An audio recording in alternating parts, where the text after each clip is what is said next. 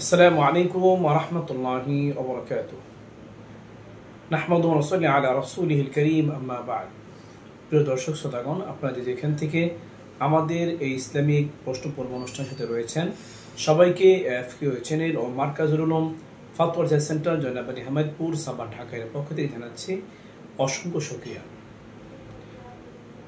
জুনাইদ আহমদ ময়মনসিংহ থেকে প্রশ্ন করেছেন। তার প্রশ্ন হলো, অনেক সময় আমরা মাইয়াতের একাধিক জানাজার নামাজ আদায় করতে দেখি, বিশেষ করে চেয়ারম্যান, এমপি এবং ভিআইপি মহলের লোকদেরকে দেখা যায় তারা শহরে একবার করে থাকে, বিভিন্ন সংস্থায় করে থাকে, তারপর নিজ দেশে গিয়ে আবার ওই একই মায়াতের জানাজার নামাজ আদায় করা হয়।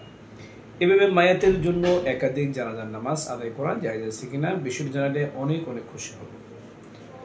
জুনাইদ আহমদকে এই প্রশ্ন করার জন্য অসংখ্য ধন্যবাদ। তার প্রশ্ন উত্তর হলো, যদি মাইয়াতের অর্থাৎ মৃত ব্যক্তির ওলি অভিভাবক যদি নিজে প্রথম জানাজার নামাজে শরীক থাকে অথবা তার অনুমোদিত হয়ে থাকে, তাহলে সেই মাইয়াতের জানাজার নামাজ দ্বিতীয়বার আদায় করা জায়েজ নেই, সেটি মাকরুহে তাহরিম হবে।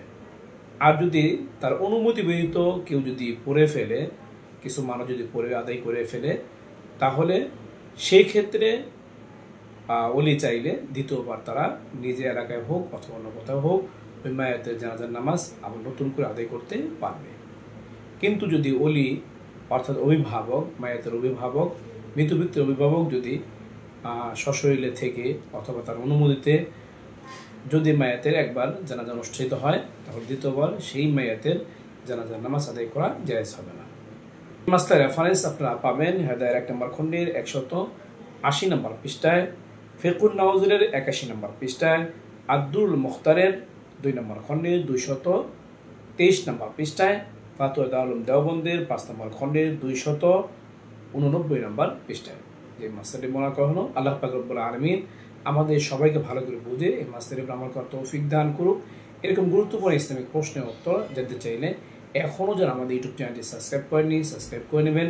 আমাদের ভিডিওটি ভালো লাগলে দিনী খাতিরে লাইক ও শেয়ার করবেন। তাছাড়া আপনাদের কোনো প্রশ্ন থাকলে ইউটিউব কমেন্ট বক্সে আপনারা প্রশ্ন করতে পারেন।